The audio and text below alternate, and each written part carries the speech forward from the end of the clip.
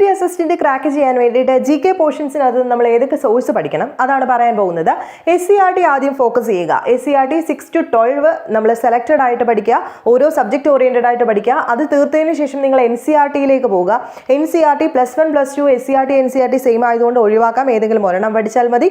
അതുപോലെ തന്നെ NCERT പഠിക്കുന്ന സമയത്ത് ഓൾഡ് NCERTയിൽ നിന്നും കുറച്ച് ചാപ്റ്റേഴ്സ് പഠിക്കാനുണ്ട്. ന്യൂ NCERTയിൽ കൂടുതൽ ഫോക്കസ് ചെയ്യുക. 8 മുതലുള്ള NCERT മാത്രം നിങ്ങൾ ഡിഗ്രി ലെവലുകാർ പഠിച്ചാൽ മതി.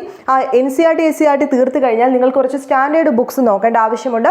കോൺസ്റ്റിറ്റ്യൂഷന് വേണ്ടിയിട്ട് ലക്ഷ്മികാന്തിൻ്റെ ഇന്ത്യൻ പോളിറ്റി, രമേശ് സിംഗിൻ്റെ ഇന്ത്യൻ എക്കണോമിക്സ്, അതുപോലെ GC ലിയോങ്ങിൻ്റെ ജോഗ്രഫിക്ക് കുറച്ചുകൂടെ ആധികാരികമായിട്ട് നോക്കാനാണെന്നുണ്ടെങ്കിൽ +1 ഇന്ത്യൻ ജോഗ്രഫി അതുപോലെ ഭൂമിശാസ്ത്രം, അത് രണ്ടും നിങ്ങൾ കൂടുതൽ ഊന്നൽ കൊടുക്കുക. GC ലിയോങ് ഒഴിവാക്കാം അങ്ങനെയാണെങ്കിൽ.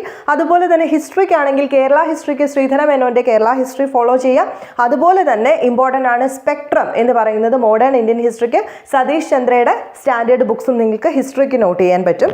അതിനുശേഷം നിങ്ങൾ നോക്കുകയാണെങ്കിൽ ന്യൂസ് പേപ്പേഴ്സ് വളരെയധികം ഇമ്പോർട്ടൻ്റ് ആണ്. കറണ്ട് അഫയേഴ്സ് ന്യൂസ് പേപ്പേഴ്സ് നോക്കുന്ന സമയത്ത് മലയാളം പോലെ തന്നെ ഇമ്പോർട്ടൻ്റ് ആണ്. ഹിന്ദു ന്യൂസ് പേപ്പർ ഫോളോ ചെയ്യുന്നത്, പ്രസ് ഇൻഫർമേഷൻ ബ്യൂറോ ഫോളോ ചെയ്യാനായിട്ട് ശ്രദ്ധിക്കുക. അതുപോലെ തന്നെ വെബ്സൈറ്റുകൾ, കറണ്ട് അഫയേഴ്സുമായിട്ട് റിലേറ്റ് ചെയ്തിട്ടുള്ള വെബ്സൈറ്റുകൾ നിങ്ങൾ മാക്സിമം ഫോളോ ചെയ്യുക. ദെൻ നമുക്ക് PSC ബുള്ളറ്റിൻ്റെ കറണ്ട് അഫയേഴ്സ് ആവശ്യമാണ്. തൊഴിൽ വാർത്ത, തൊഴിൽ വീതി മുതലായവ നന്നായിട്ട് ഫോളോ ചെയ്യുക. അതിനുശേഷം നിങ്ങൾ ഫോളോ ചെയ്യേണ്ടത് ഗവൺമെൻറ്റിൻ്റെ കുറച്ച് വെബ്സൈറ്റുകളുണ്ട്. ഗവൺമെൻറ്റിൻ്റെ ആധികാരികമായിട്ടുള്ള വെബ്സൈറ്റുകൾ നിങ്ങൾ സബ്ജക്ട് ഓറിയൻറ്റഡ് ആയിട്ട് ഫോളോ ചെയ്യുക. പല ക്വസ്റ്റ്യൻസും അവിടെ നിന്ന് വരുന്നുണ്ട് ഡയറക്റ്റായിട്ട്. ദെൻ ഗവൺമെൻറ്റിൻ്റെ ഹാൻഡ് ബുക്കുകൾ, പുറത്തിറക്കുന്ന ഹാൻഡ് ബുക്കുകൾ നിങ്ങൾ ഫോളോ ചെയ്യുക. ആക്ട് ഒക്കെ പഠിക്കാൻ ഏറ്റവും നല്ലൊരു മെത്തേഡാണിത്. അതിനുശേഷം നിങ്ങൾ റാങ്ക് ഫയൽസ് നോക്കുക. റാങ്ക് ഫയൽസ് എന്ന് പറയുമ്പോൾ 10th ലെവലിൻ്റെ അല്ല, ഡിഗ്രി ലെവലിൻ്റെ, ലക്ഷ്യ പോലെയുള്ള ഡിഗ്രി ലെവലിൻ്റെ 4 വോളിയം ഉള്ള ബുക്കുകളുണ്ട്. അതൊക്കെ നിങ്ങൾ ഫോളോ ചെയ്യാവുന്നതാണ്. ഏറ്റവും ലാസ്റ്റായിട്ട് നിങ്ങൾക്ക് എക്സ്ട്രാ ഫാക്ട്സ് വളരെ ആവശ്യമാണ്. അതുകൊണ്ട് വിക്കിപീഡിയ അതുപോലെ ഇൻ്റർനെറ്റ് മാക്സിമം യൂസ് ചെയ്ത് ഓരോ സബ്ജക്റ്റിൽ നിന്നും എക്സ്ട്രാ പോയിന്റ്സ് കൂടെ നോട്ട് ചെയ്ത് കഴിഞ്ഞാൽ പിന്നെ നമുക്ക് സെറ്റാണ്.